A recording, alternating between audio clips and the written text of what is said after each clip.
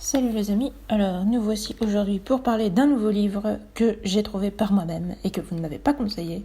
C'est 200 et de rage de Tomi Adeyemi. Alors, ce truc ressemble à peu près tout ce que j'aime bien sur le papier, parce que c'est des magies, des gens qui font de la magie avec des pouvoirs. Évidemment, la magie, vous allez me dire, sans pouvoir, ce serait un peu nul, à part si on parle de la magie dans notre monde, mais voilà. Avec des clans, des pouvoirs différents selon les clans, des dieux associés, toute une mythologie et tout. Donc moi, c'est le genre de livre vers lequel je fonce, en général. C'est très certainement pour ça que je l'ai pris. Alors, en résumé, on va suivre majoritairement... En fait, on va suivre 3 persos. D'un côté, on va suivre Zélie, qui est une jeune fille noire aux cheveux blancs et aux yeux couleur argentée. On est dans un univers où le pays dans lequel on est ressemble à des pays africains, je ne saurais pas précisément dire lequel. En tout cas, c'est une culture africaine, etc. Tout le monde est noir, et donc les noirs aux cheveux blancs, normalement dans ce monde, naissaient avec des pouvoirs magiques, mais depuis que le roi actuel, qui est un tyran, a fait on ne sait pas trop quoi, il a massacré des tas de vignes, il les appelle. À cette époque-là, je crois qu'ils s'appelaient pas encore comme ça, parce qu'ils les appelaient comme ça une fois qu'ils avaient perdu leur pouvoir. Mais bon, les magies, on va dire, parce qu'eux, ils appellent comme ça aussi, les magies avec M-A-J-I. Donc il a massacré des tonnes de magies, et depuis, les magies ont perdu leur pouvoir, et ils sont méprisés, tout le monde les appelle les cafards, et ils sont la lie de la société, etc. Donc l'héroïne fait partie de cette espèce de sous-caste, de sous-humain, de sous-race dans ce pays que du coup tout le monde méprise et tyrannise, etc.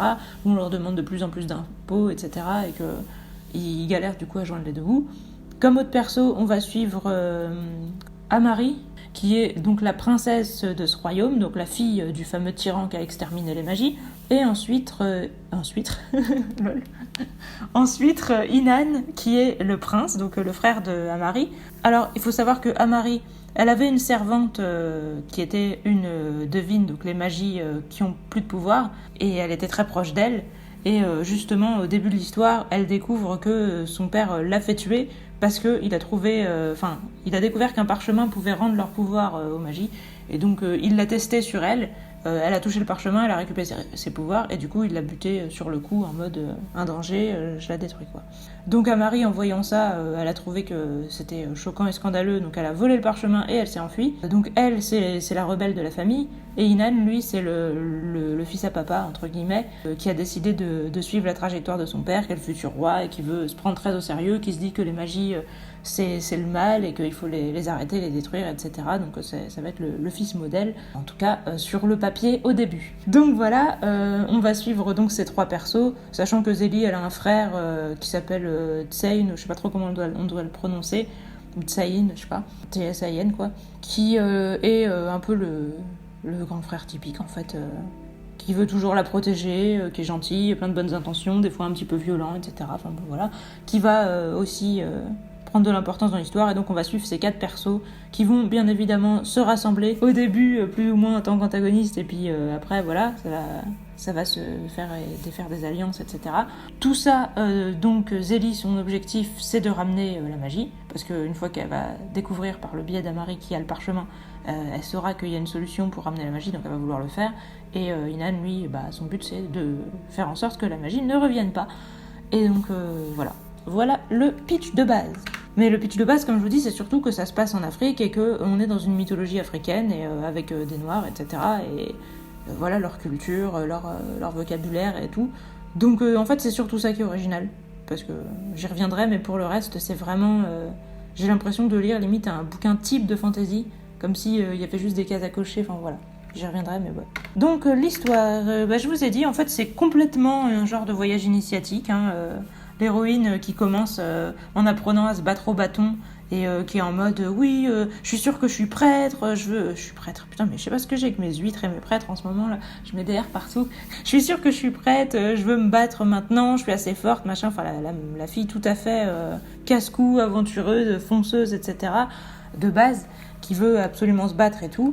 Donc on sait très bien qu'elle va sauter un peu sur toutes les occasions, même si on va nous faire le coup de oui, elle doute d'elle-même, elle est pas sûre d'avoir la force, d'avoir les pouvoirs, de machin, enfin bon. Comme je vous dis, on va passer par tous les clichés tous les stéréotypes des héros de shonen, de voyage initiatique, de héros de jeunesse, etc. Enfin, genre Harry Potter et compagnie, quoi. Toutes les cases à cocher sont cochées. Hein. Donc voilà, on est totalement dans un voyage initiatique. Je vous dis, on suit 4 persos. Ces 4 persos qui se résument vraiment beaucoup à des clichés. Amari, c'est la princesse qui a découvert le vrai monde et qui a de la compassion pour les gens, etc. Inan, c'est celui qui a décidé, qui voulait écouter son père, mais qui le fait avec des bonnes intentions, donc il va de temps en temps être choqué et se remettre un peu en question. Et puis bah voilà, Tsen, c'est le grand frère qui veut toujours protéger sa sœur, et c'est à peu près tout ce qui constitue sa personnalité, même si évidemment, je vous le spoil tout de suite, il va être un peu en kiff sur Amari, parce que bah enfin, voilà. Je veux dire, sur le papier, t'as un frère et une sœur qui rencontrent un autre frère et une sœur. Ça paraissait évident qu'ils allaient former 2 couples. Bah, ça n'a pas loupé. C'est un peu ce qui m'agaçait avec ce bouquin. Vraiment, dans les premières pages, je me disais, oh putain, c'est un truc trop bien, ça va être super original et tout, parce que la mythologie africaine et tout, j'avais jamais lu de bouquin là-dessus. Mais en fait, après, j'avais l'impression... tout était mais tellement prévisible. À chaque fois, je me disais, mais j'espère qu'ils vont pas faire ça. Et c'était 100% garanti, quoi. Donc, je vous dis, je déborde déjà un peu, parce que là, on est juste sur l'histoire, mais... L'histoire, ouais, ça va vraiment être le voyage initiatique de base avec toutes les cases à cocher. On part complètement là-dessus. En mode, il y a une quête, il faut trouver des artefacts, qu'il faut ramener à un temple à une date précise. Et voilà, il y a des méchants qui vont essayer de les arrêter sur le chemin. Donc il va y avoir des batailles. L'héroïne va faire du power-up parce qu'au début, elle a perdu ses pouvoirs. Après, elle en aura un petit peu grâce au parchemin. Puis au fur et à mesure qu'il rassemble les artefacts, elle en a de plus en plus. Donc faut qu'elle apprenne à les maîtriser. De temps en temps, il y a les méchants qui vont lui faire du mal. Alors elle va perdre confiance en elle, elle va perdre ses pouvoirs temporairement. Enfin, voilà. On va vraiment remplir tous les clichés je vous dis, du shonen ou du roman jeunesse de base. Donc le concept, c'est vraiment de mettre les Africains en avant. À la fin du livre, l'auteur a écrit des trucs du genre je dédie ça parce qu'en fait dans ce livre, les devines, les personnages qu'on suit, les noirs aux cheveux blancs qui avaient des pouvoirs avant, se font constamment brutaliser, martyriser, etc. par les gardes, et ils se font complètement tyranniser donc par les nobles du pays et ceux qui les servent, et traités comme des sous-merdes, ils les appellent des cafards, etc. Et donc à la fin, dans ses dédicaces et tout, elle dit qu'elle fait ça pour tous les noirs qui ont été maltraités par des flics ou tués par des flics, etc. Je pense que sur le papier, l'intention est pas du tout mauvaise. Faire un roman de fantasy avec la mythologie africaine plutôt que les trucs habituels de Donjons et Dragons, Seigneur des Anneaux et compagnie, c'est vraiment très cool. Et d'ailleurs, l'univers, c'est vraiment le truc le plus cool de ce bouquin, à mon avis. Mais vraiment, pour le reste, j'ai l'impression que l'auteur a l'impression de faire un truc génial, alors que pour moi, elle fait juste ce qui a déjà été fait quasiment systématiquement, en fait. Avec ni plus ni moins dans aucune catégorie. Même plutôt des moins, parce qu'il y a beaucoup de moments où j'ai vraiment l'impression de juste assister à un cliché sans vraiment originalité supplémentaire, à part, je vous dis, la mythologie, le physique des persos, et voilà, les problématiques. Même les problématiques sur l'intolérance et tout, elles sont pas du tout innovantes. Dans tous les romans de fantasy, quasiment, il y a ça. C'est juste que d'habitude, c'est pas avec des noirs aux cheveux blancs, mais... Bah, ça pourrait être ça si c'était des elfes noirs, mais sinon... En général, c'est pas ces gens-là, c'est pas des noirs aux cheveux blancs qui sont martyrisés par des noirs aux cheveux noirs, mais sinon, c'est pareil. Je veux dire, que ce soit les non-humains qui soient martyrisés dans The Witcher, ou... Enfin, voilà, c'est hyper banal, en fait, le côté... Il y a des gens qui sont considérés comme inférieurs, et c'est pas juste. Bah ouais, mais il faut faire quelque chose de plus original avec, sinon ça sert à rien, quoi. Donc moi je pense que le concept c'était vraiment juste mettre en avant la mythologie africaine, ça va, mais tout le reste du coup ça fait vraiment trop rien de plus en fait. Déroulement de l'intrigue, bah ça c'est pareil, je vous dis c'est vraiment... C'est genre on lui a donné un plan de livre de fantasy type et elle l'a suivi à la lettre, quoi. Il y a vraiment toutes les étapes. Vous allez voir, l'héroïne, voilà, sa mère est morte, évidemment, bah, du coup on va avoir des flashbacks chocs où elle va voir sa mère se faire tuer par les gardes, etc. et son père être impuissant.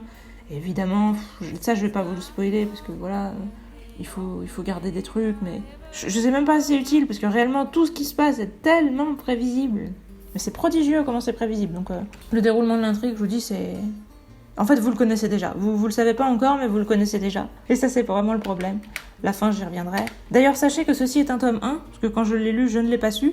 Et quand j'ai fini de le lire, moi, j'ai pensé que c'était fini, même si j'ai trouvé que ça se terminait de manière ultra abrupte. Du coup, je me suis quand même dit, je vais chercher sur le net pour vérifier. J'ai vu que c'était un tome 1 et donc il y aurait une suite. Je la lirai, parce que j'ai pas trouvé ça nul non plus, hein, mais je m'attends pas à grand-chose, on va dire. Les personnages, donc je vous disais, les personnages sont vraiment juste des archétypes. Zélie, voilà, elle est courageuse, mais elle se remet en question, elle doute d'elle-même, et elle est très forte, c'est l'archétype de la femme forte, qui est tout le temps en train de vouloir aller de l'avant, se battre, être la meilleure, etc. Mais en même temps, voilà, elle a ses fêlures, et de temps en temps, elle doute de ses pouvoirs, et puis elle alterne entre les périodes où elle se dit, ouais, de toute façon, je crois plus dans les dieux, parce qu'avec tout ce qui nous est arrivé, et puis les périodes où elle se dit, je me suis jamais sentie aussi proche de ma déesse, machin, donc... C'est vraiment oui, non, jour, nuit, donc moi, ça m'a plutôt agacée. Parce que j'ai vraiment trouvé que les persos faisaient tout et leur contraire, et que si c'était censé les nuancer, pour moi ça marchait pas. J'avais juste l'impression qu'on essayait de... C'était artificiel en fait. J'ai jamais trouvé que ça faisait naturel ou fluide, ou que j'arrivais à me mettre dans les émotions de l'héroïne. Je me sentais juste exaspérée à chaque fois qu'elle avait des doutes, parce que moi je me disais, mais moi je sais très bien que tes pouvoirs ils vont fonctionner. Je sais très bien que le truc il va marcher, je sais très bien comment ça va se passer, donc arrêtez au bout d'un moment. Et c'est pareil... Le frère, je vous disais, qui va tomber amoureux de la princesse, mais ça se voyait venir à 10 000 quasiment dès qu'on a vu qu'il y avait le point de vue de la princesse et qu'elle allait rencontrer Zélie. Je me suis dit, Enfin, dès qu'ils se sont croisés tous les trois, je me suis dit, c'est sûr en fait. C'est comme si c'était écrit d'avance, quoi. Et ça se passe exactement comme ça. Ils se rapprochent et Zélie, ça l'énerve et machin, enfin... Et au début, elle aime pas Amari parce que forcément, c'est une noble, elle lui rappelle tout ce que les gens qui la méprisent, etc. Puis avec le temps, elles vont se rapprocher, devenir amies, apprendre à se respecter, machin. Et Amari, pareil. Alors j'ai vu des gens dire, oh là là, Amari, c'est le meilleur personnage parce que c'est celui qui évolue le plus. Au départ, c'est une petite princesse et après, elle devient une femme forte et tout. Ouais, mais encore une fois, c'est le cliché qu'on voit partout. Et vous avez juste fait le truc de base, ni plus ni moins. Alors Amari m'a moins énervée parce qu'elle a moins des moments où elle dit tout et son contraire. Amari, elle est restée... elle a décrété au début du livre que son père, elle avait réalisé que c'était un connard. Jusqu'à maintenant, elle le soupçonnait, mais là, elle l'a pleinement réalisé en le voyant tuer sa servante. Donc à partir de là, elle se dit, moi, j'ai plus rien à faire avec lui, je vais aider à ce que la magie revienne, et lui, je vais l'arrêter. Même si je dois le combattre moi-même, etc. Donc au début, elle se sent pas trop capable, elle a un peu peur, elle a du mal, quand on lui dit qu'il faudra peut-être tuer, elle dit non, qu'elle veut pas le faire, elle prend son épée, mais au final elle le fait pas, et puis plus tard, elle finit par arriver à tuer, par s'en vouloir un peu, puis après elle se dit qu'elle a pris la bonne décision. Mais ça, à la limite, ça m'a moins agacée, parce que c'était, bon, encore une fois, c'était une progression ultra prévisible, on aurait dit qu'elle était pré-programmée, mais c'était une progression quand même. C'était pas genre, je fais un pas en avant, un pas en arrière, un pas en avant, un pas en arrière. Elle faisait vraiment quasiment que des pas en avant. Donc elle m'a moins énervée, mais c'était vraiment le perso basique que j'ai l'impression de voir dans tous les livres comme ça, les livres de jeunesse. Je peux même pas dire les livres de fantasy, parce que j'ai lu tellement de livres de fantasy plus subtils que ça, avec des persos intéressants et tout. Donc non, c'est juste dans les livres jeunesse, quoi. Et c'est typiquement ça, voilà, la fille qui démarre en mode fragile, avec des traumatismes, parce que son père est forcé à se battre, elle et son frère, donc elle a des cicatrices dans le dos, et voilà, sa vie était dure, même si c'est une princesse, il faut pas croire, elle a été torturée, mutilée, machin, parce que son père, en fait, il a vu ses premiers enfants mourir, et du coup, il a décidé que ses nouveaux enfants devaient être forts, et donc il les a martyrisés pour qu'ils soient moins faibles, etc. Bon, voilà, déjà, ça me rappelle Cassandra Clare avec, comment il s'appelle, Valentin et Jace. Donc c'est pas forcément positif de me rappeler Cassandra Clare, voilà. Je le dis tout de suite, donc j'ai l'impression vraiment de voir ça tous les jours, entre guillemets, parce que je lis moins souvent, donc forcément ça arrive moins, mais disons dans tous les livres de ce type, quoi. Donc c'est un peu énervant. Inan, ça aurait dû être mon perso préféré, parce qu'en général, moi j'aime bien les persos qui changent de camp, j'aime bien les méchants qui deviennent gentils, etc. Mais alors là, dès le premier chapitre de son point de vue, ça se voyait qu'il allait être ce perso méchant qui devient gentil. Dès le début, il était en mode « Oh là là, Zélie, elle est tellement belle, mais c'est une sorcière et elle me manipule, il faut que je la tue, mais elle est tellement belle et elle est tellement charismatique, etc. » Enfin, il a pas dit charismatique, mais il était en mode « Oh, elle est fascinante et avec ses yeux, elle m'a tellement marqué, son visage m'a hanté toute la journée, il faut que je la tue. » Ils vont finir ensemble, c'est grillé à 10 000. Donc... c'est pareil, en fait, ça m'intéressait un peu de voir ces trucs où il essayait au départ de satisfaire son père, mais en final, de la manière dont ça se passe, lui aussi, à chaque fois, il fait je pense ci, je pense ça, je pense ça, je pense B, je pense ça, je pense B. Alors que lui, bon, il lui reste genre peut-être un premier tiers du bouquin à dire je pense A, ensuite un autre tiers du bouquin à dire je pense B, contrairement à Zélie qui dit un chapitre je pense A et un chapitre je pense B, lui c'est des gros bouts, et à la fin il repense A. Mais il repense A avec un petit B' de temps en temps. En gros, il se remet du côté de son père, mais il aime toujours Zélie et ça lui fait du mal de lui faire du mal et il voudrait bien l'épargner, mais voilà, des trucs comme ça. J'ai trouvé ça vraiment chiant. Honnêtement, je sais, voilà, c'est le type de perso que j'aime bien. En plus, il avait des pouvoirs psychiques. Il allait dans la tête de Zélie et il prenait un peu possession de ses rêves et tout. Dans la théorie, je trouve ça super cool, mais en fait, le perso, j'ai trouvé juste chiant. Puis quand ils se battent les deux, en mode on se met un coup, on s'esquive, et puis finalement c'était tellement grillé qu'il y avait une tierce personne qui allait arriver, qu'ils allaient s'allier pour la battre. Enfin, je vous dis, tout ce que j'ai lu, tout était cliché, mais tellement j'avais l'impression d'avoir tout déjà vu. Mais ça se voyait venir à 10 km pour chaque chapitre quasiment. Je dis, comment c'est possible que ce soit prévisible à ce point ? Ça m'a tellement fait soupirer par moments. Il y avait vraiment que le plaisir de découvrir la mythologie, les pouvoirs et tout ça qui était cool, quoi. Donc les personnages, c'est vraiment des clichés sur pattes. Et j'ai vu des gens sur Babelio, parce que du coup j'ai lu Babelio pour voir si c'était un tome 1, qui disaient le problème de ce livre, c'est qu'on aurait voulu plus d'action et il se concentre beaucoup trop sur les pensées des persos. Moi j'adore que les livres se concentrent sur les pensées des persos. Donc pour moi ce n'est absolument pas le problème. Le problème c'est que les pensées des persos sont complètement sans intérêt. Sincèrement. Les je t'aime plus, je t'aime moi non plus, machin... Plus les je doute plus, je crois en ma déesse, j'y crois plus, j'ai plus mes pouvoirs, je sais qu'ils sont plus forts que tout. Mais les trucs, c'est juste exaspérant de lire des choses qui disent le contraire de ce qu'elle a dit une ligne avant, une ligne sur deux. Et du coup, si des gens qui me disent oui, mais c'est profond, c'est parce qu'elle a des doutes. Oui, bah dans ces cas-là, j'aimerais des arguments pour ces doutes, j'aimerais juste qu'on ne dise pas sans arrêt ah non, sur tout le bouquin en fait. Ça, c'est vraiment juste chiant et ça sert à rien. Ah oui, puis en personnage, vous avez aussi les animaux. Les animaux de cet univers, ils sont à la fois cool et pas cool, parce que l'héroïne a une lionnaire, qui est apparemment une lionne à cornes. Moi, j'aime bien les animaux fantastiques inventés, etc. Mais déjà, je trouve que, bon, encore une fois, avoir un héros avec un animal comme ça, un espèce de petit animal qui te suit, voilà, du coup, c'est un grand animal, donc c'est un peu, voilà. Mais c'est encore un cliché. Là, ça me rappelle, comment ça s'appelait ce truc-là ? La Symphonie des Abysses. Un truc qu'une amie m'avait conseillé, et où l'héroïne se faisait sans arrêt sauver par un tigre. Le tigre, c'était le Deus Ex Machina de l'auteur, en fait. Chaque fois que le personnage était dans la merde, le tigre arrivait, il défonçait tout. Je veux dire, c'est un tigre, c'est pas une bombe atomique ou quoi. Enfin, je veux dire, il y a des fois des persos qui sont armés, qui sont entraînés, etc. Le tigre, il arrive, il leur met un coup de patte, ils sont morts. Le tigre se fait jamais tirer dessus. Les gens, genre, ils ont peur, donc ils restent paralysés devant le tigre. Bah là, la lionnaire, c'est un peu pareil. Alors, c'est mieux écrit, donc ça se voit moins. Enfin, c'est moins choquant à lire. Parce que je vous disais, le tigre, vraiment, ça se voyait. Hein. Je veux dire, il arrivait, vous saviez que les persos, ils étaient morts. C'était un cheat code, le tigre. Il pouvait rien faire, il n'y avait même pas de combat. C'est genre le tigre arrivait, les ennemis avaient perdu. Avec la lionnaire, c'est pas aussi énorme. De temps en temps, on a quand même peur, entre guillemets, qu'elle soit blessée. Souvent, elle les aide à s'enfuir plus qu'à se battre. Ça arrive qu'elle tue des ennemis, mais c'est en général des personnages secondaires. Et du coup, c'est plus genre, elle a participé, mais c'est pas elle qui les a sauvés. Donc c'est moins gros, mais quand même, une lionne qui se comporte totalement comme un chat. Je veux dire, alors vous allez me dire, oui, mais c'est mignon, pourquoi il faut que tu casses les délires et tout ? Bah c'est parce que je vous dis, à un moment, c'est trop en fait. Le côté, les persos ultra clichés, tout ça s'est accumulé. S'il y en avait eu qu'un petit peu, je pense que je me serais dit, bon, les auteurs, des fois, ils ont des petites marottes comme ça, ils ont des trucs qui sont pas très crédibles et qu'ils ont envie de faire. Pourquoi pas, mais là, c'était vraiment que ça. Et donc la lionnaire, voilà, l'héroïne qui a une lionne qui a chevauche. Alors moi, théoriquement, je trouve ça classe, évidemment. Mais autant que Inan ait un léopard des neiges comme monture, enfin, encore une fois, c'est un léopard d'air, donc c'est un léopard avec des cornes sur le dos. Cette fois, genre avec 6 paires de cornes ou 3 paires de cornes, je sais plus, sur le dos. Mais ça, je veux bien, parce que c'est un prince. Je veux dire, voilà, que la famille royale ait des animaux complètement exotiques, entre guillemets, à leur service, et qui soient élevés avec eux, etc., je le conçois totalement. Mais Zélie, c'est censé être une pauvre fille qui a même pas de quoi s'acheter à manger. Au début du livre, sa problématique, c'est de vendre des trucs pour réussir à survivre et à payer les impôts. Elle a une lionnaire. Mais si quelqu'un apprivoise une lionne, en réalité, je veux dire, il peut... vous allez me dire, elle va pas vouloir la vendre, c'est son animal de compagnie, etc., mais...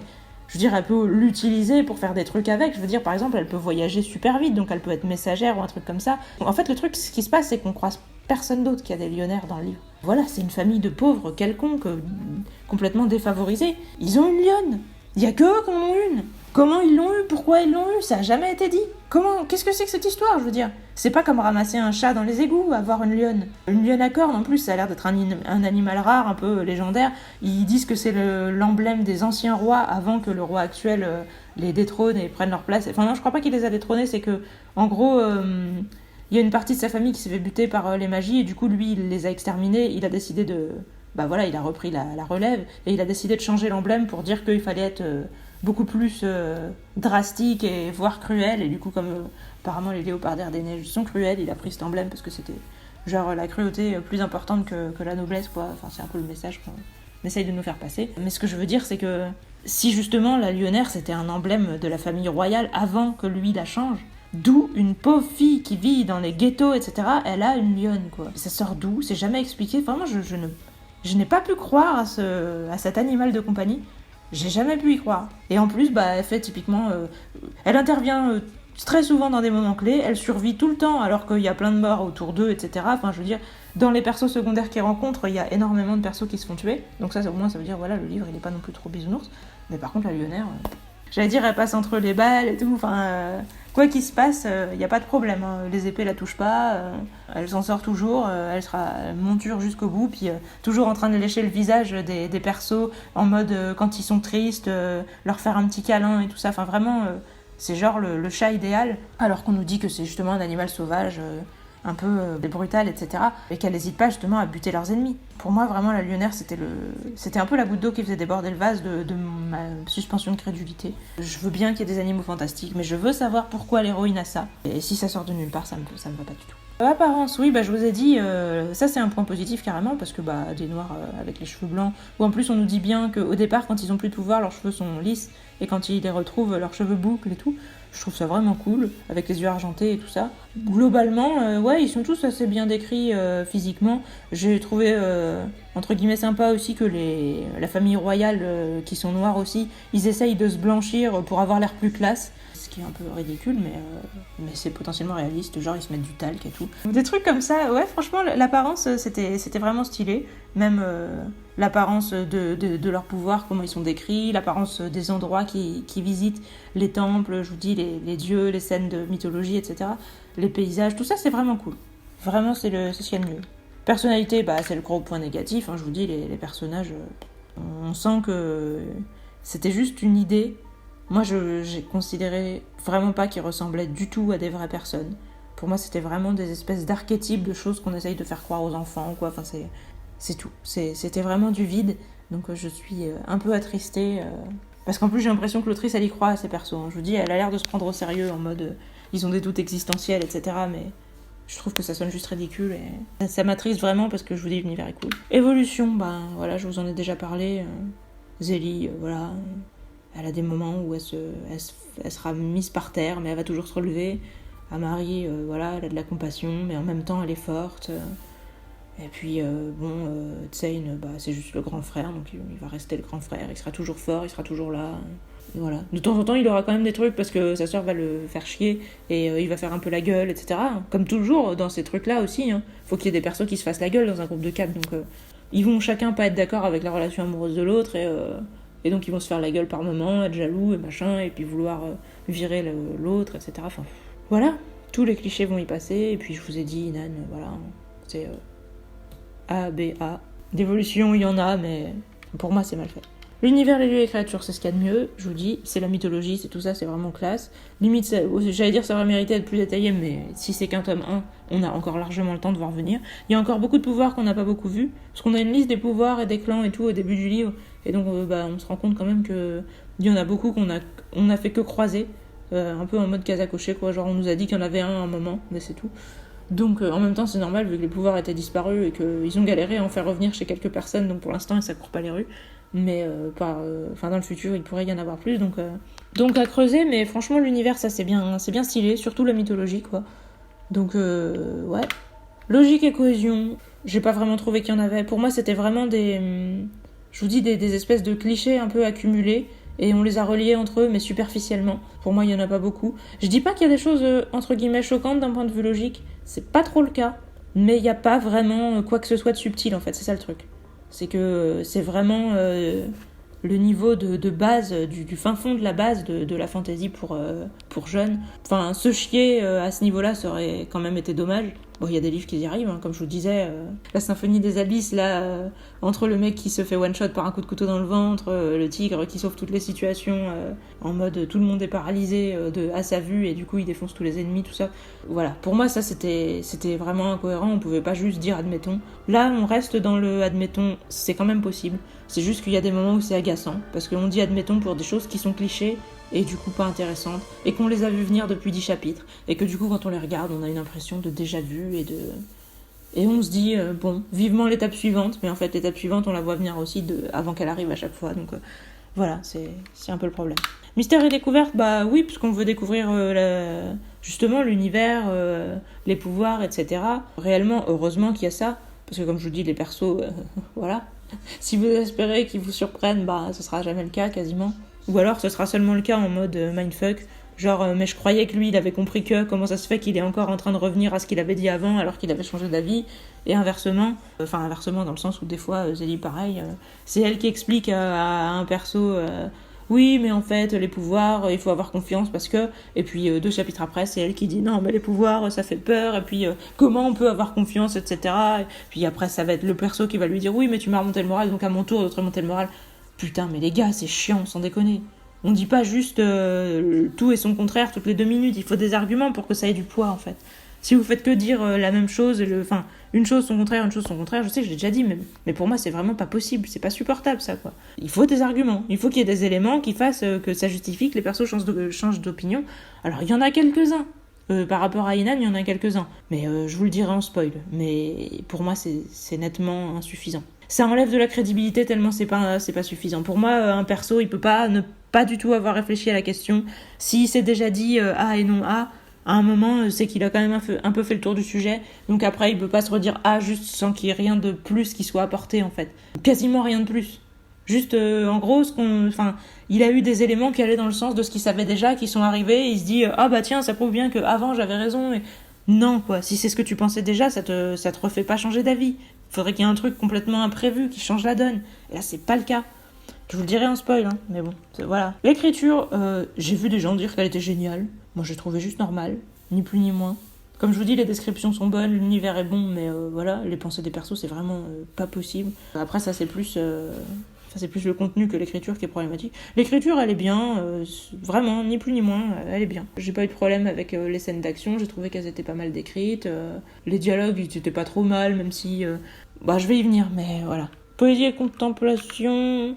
Comme je vous dis, la mythologie, on peut dire que c'est un peu de la poésie et contemplation, parce que c'est des mythes, on voit beaucoup de scènes où on voit à travers les temples, des fresques, etc., des dieux, ce qu'ils font, comment ça s'est passé et tout. Oui, il y a peut-être un petit côté poétique... Surtout si ça vous évoque quelque chose, l'Afrique, etc. Parce que je pense que c'est un peu du fanservice pour les gens qui trouvaient que c'était sous-représenté ou quoi que ce soit. Mais bon, en tout cas, oui, un tout petit côté poétique, mais vraiment très mineur. Suspense et action, il y en a. Le problème, c'est que tout est prévisible, donc du suspense prévisible, pour moi, ça s'annule en fait. Quand je le lisais, j'avais envie d'y aller. Quand j'y étais, j'avais envie d'arrêter. Et j'étais comme ça, du coup, moi, j'étais en mode, pareil que Zélie. Je me disais, ah non, sauf que moi, c'était je lis, je lis plus.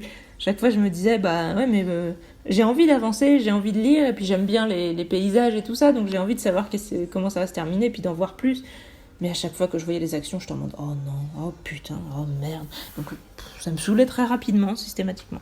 Dialogue, oui, bon, j'y viens. Je trouve qu'il y a des trucs qui sonnent faux. Les persos de la famille royale qui disent ciel à tout bout de champ, c'est très cliché. C'est bien d'avoir essayé de faire des marques de langage qui séparent les pauvres des riches, mais ciel, ça me choque pas qu'ils le disent. Ça me choque que ce soit quasiment leur seule marque de fabrique et que ça revienne sans arrêt, pour un oui ou pour un non. Et voilà, c'est les seuls qui sont sans arrêt en train de dire ah ciel, quand il se passe un truc, je trouve ça un peu déconcertant.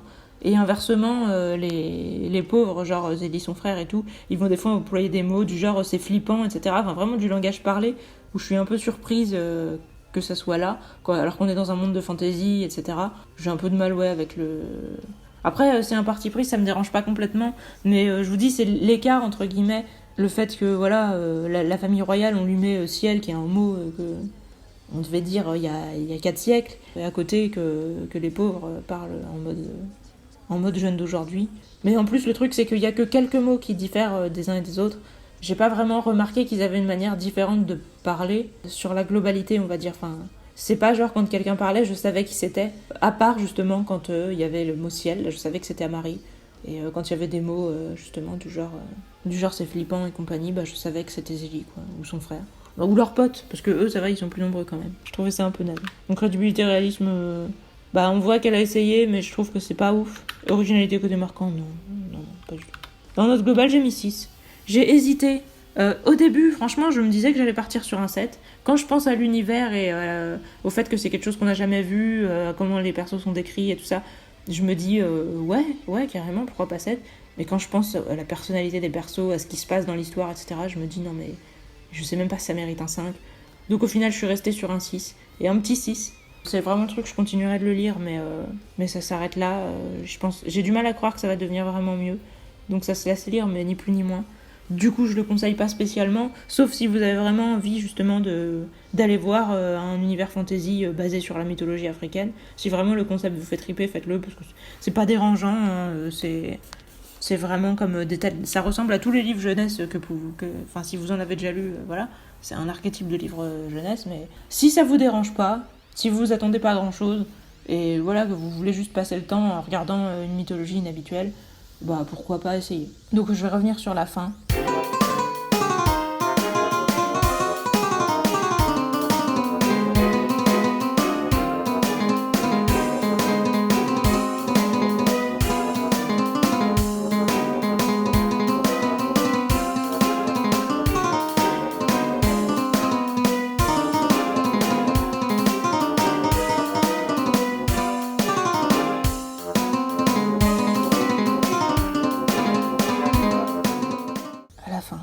Je voulais parler d'Inan, hein, évidemment. C'est pour ça que tout à l'heure, je me suis un peu retenue. Comment vous résumez ma frustration ? Le gars, il se met avec Zélie. Il dit qu'il fera tout pour elle, etc. Ils étaient un peu sur le point de coucher ensemble et tout. Il essayait de convaincre son frère qu'il était un vrai mec sérieux et qu'il l'aimait vraiment. À elle, il lui dit oui, on va changer Orisa ensemble et voilà, j'ai besoin de toi pour créer le monde de nos rêves du futur, de machin. Et après, en fait, il y a les gardes de son père qui attaquent, qui tuent des magies. En réponse, un des magies qui avait un pouvoir de feu déchaîne son pouvoir de feu et donc meurt en cramant les gardes, en mode je me transforme un peu en lance-flamme vivant et je tue tout. Et là, il se dit oh là là, c'est exactement ce que mon père m'avait décrit, en mode les magies dangereuses qui exterminent les gens et un pouvoir démoniaque, etc. Et c'est tout ce qui fait partie de ce qui a détruit notre famille et de la tragédie qu'on veut détruire, etc. Donc il est en mode mais maintenant je comprends mon père, ce qu'il voulait dire, je comprends le but de Zélie et je pense qu'elle a des bonnes intentions, mais on peut vraiment pas se permettre, la magie va nous détruire, la magie est mauvaise, la magie est méchante. Et il repart là-dessus, alors que techniquement, c'était exactement ce que son père lui racontait, en fait, qu'il y avait des mecs avec des pouvoirs de feu qui pouvaient brûler des dizaines de gens sans qu'ils puissent rien faire, etc. Il s'est juste passé exactement ce que son père lui racontait avant. Et juste parce qu'il l'a vu IRL, soudainement, il s'est dit ah bah oui, en fait, mon père avait raison. Et c'est genre, ça lui était complètement sorti de l'esprit quand il était en train de dire à Zélie je t'aime, on va changer le monde ensemble, etc.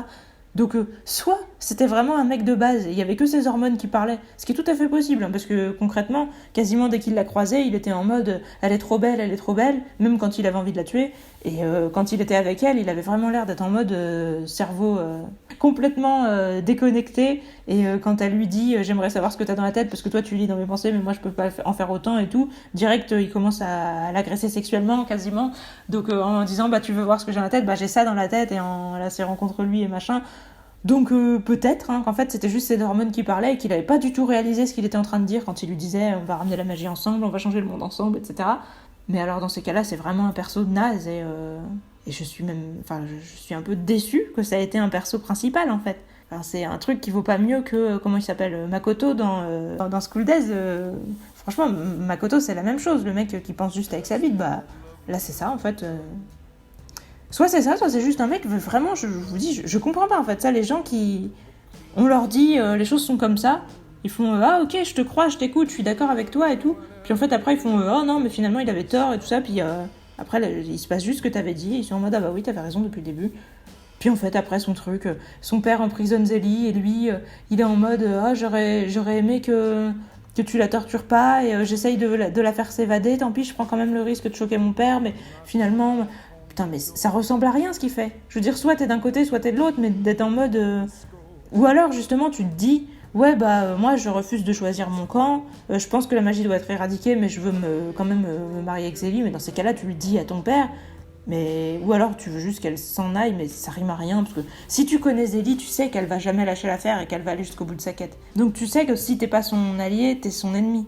Tu peux pas juste dire je vais l'aider à s'évader et après on se reverra jamais, moi je vais détruire les magies et puis je continuerai de l'aimer et tant pis si on se revoit pas, j'espère que tu vivras heureuse. Tu peux pas du tout partir de ce principe-là si t'es pas complètement con en fait. Donc, mais vraiment moi Inan il m'a déçu, mais constamment quoi.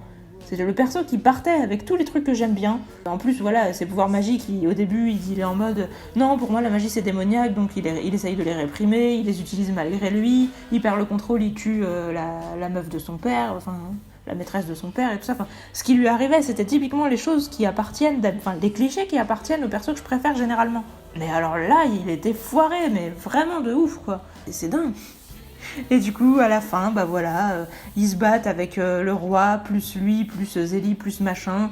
Et lui, il décide qu'il est du côté de son père, donc il découvre... Ça, c'était stylé par contre. Il se dit, pour détruire le parchemin, vu qu'il y a que la magie qui peut le détruire, moi, mon pouvoir, il est pas offensif, je vais faire en sorte que Zélie le détruise elle-même. Et donc elle comprend pas ce qu'il fait, bon...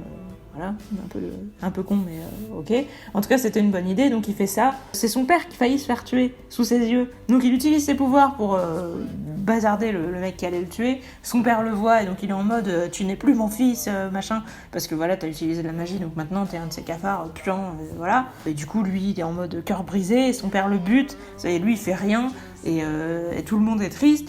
Franchement, merde, quoi. Si le perso avait été stylé tout le long et que ça s'était terminé dans un combat contre son père et qu'il était mort voilà, pour une cause qui avait un sens et tout, bien sûr j'aurais trouvé ça stylé.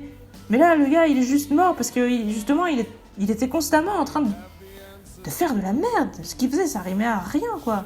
Il a beaucoup plus aidé son père que Zélie au final mais globalement ce qu'il faisait ça ressemblait pas à grand chose quoi. Mais au final oui je pense que dans la globalité de ce qu'il a fait il a beaucoup plus aidé son père que Zélie. Mais du coup, sa relation avec Zélie, c'était juste une connerie, pour l'un comme pour l'autre. Et du coup, je comprends pas, enfin, pour moi, c'était juste désagréable. Franchement, ce perso, pour moi, c'était vraiment une torture de me le faire lire, de me prendre des trucs que généralement j'aime bien et de me les faire aussi nuls, quoi. C'est vraiment agaçant. Donc je vous dis, Amari, elle était réussie parce qu'au final, justement, c'est elle qui se bat avec son père, et c'est elle qui le bat et machin. Genre, elle a réussi à dépasser ses peurs, etc. Puis lui qui est en mode j'ai été trahi par mes 2 enfants, je le savais, machin. Bon, voilà, il est resté dans son personnage aussi jusqu'au bout, donc ça va, c'était plutôt stylé. Toute la relation Zélie-Inan, et globalement, Zélie et Inan, de A jusqu'à Z, pour moi, ils étaient insupportables, quoi. Et donc oui, au final, la magie évidemment est venue, Zélie évidemment a réussi à comprendre quel était le bug avec ses pouvoirs qui fonctionnaient plus, elle les faire fonctionner quand même. La manière dont elle l'a fait m'a pas paru cheatée, c'était pas du Cassandra Clare là en mode c'est par le pouvoir de l'amour et de l'amitié. Bon, en fait, un petit peu si, parce que c'était par le pouvoir de l'amour de son père, elle a compris qu'elle avait une connexion avec ses ancêtres, mais en fait, le roi tyran a buté son père devant elle, et c'est ça qui lui a fait comprendre ça, parce que comme son pouvoir, c'est de pouvoir ressentir justement les esprits des morts, elle y arrivait plus depuis longtemps, puis là, elle ressent une connexion avec son père. Sur le coup, elle comprend pas pourquoi ça marche, alors qu'avant, ça marchait plus, et tout ça. Elle essaye avec d'autres gens, elle voit que ça marche à nouveau pas, et soudainement, elle réalise qu'elle est connectée juste avec son père, parce que c'est de sa famille, et que du coup, elle peut se connecter à l'ensemble de ses ancêtres pour accéder à ses souvenirs ancestraux pour retrouver le rituel et machin.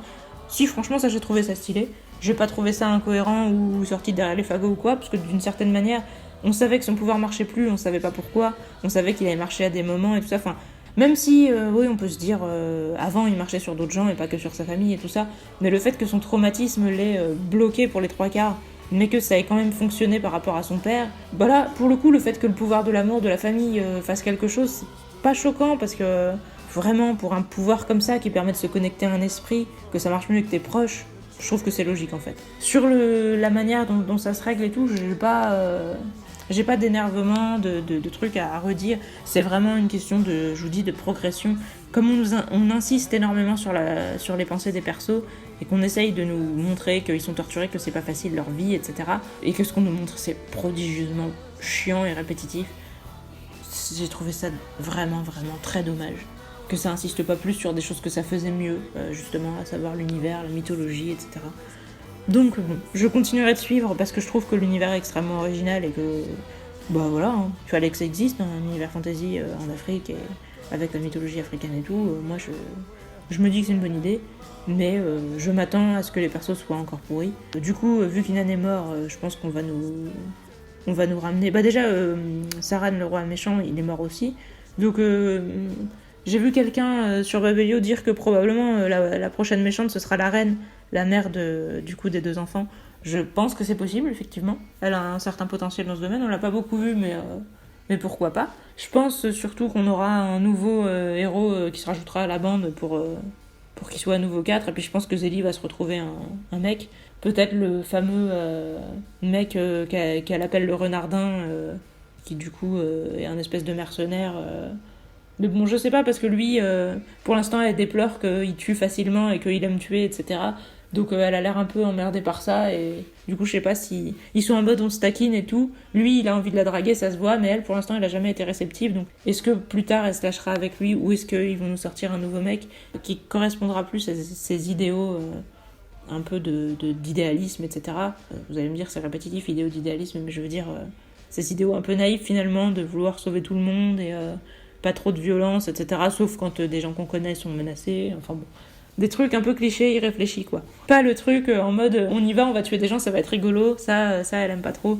Après, du coup, un perso comme ça, un peu énigmatique, un peu psychopathe sur les bords, si l'autrice a trouvé ça bien de faire le couple avec Inan, qui était un perso, qui était un méchant à la base, peut-être qu'elle aimera faire ça avec justement ce mec mercenaire où on sait pas trop ce qu'il pense et qui a l'air sans scrupules, et qui pourrait se dire j'essaye de faire des trucs avec Zélie, mais on sait pas si je l'aime réellement ou si je suis capable de la tromper ou des trucs comme ça. Peut-être qu'elle va partir dans un délire comme ça. Donc on verra. Mais bon, je pense que ça me saoulera toujours autant le côté personnel, et j'espère du coup que le côté histoire globale, un peu épique, mythologie, tout ça sera cool. Sinon vous m'entendrez encore aller, mais je pense que vous m'entendrez encore aller. Voilà, sur ce, n'hésitez pas à me dire ce que vous pensez, sauf si c'est de la merde, et moi je vous dis à la prochaine.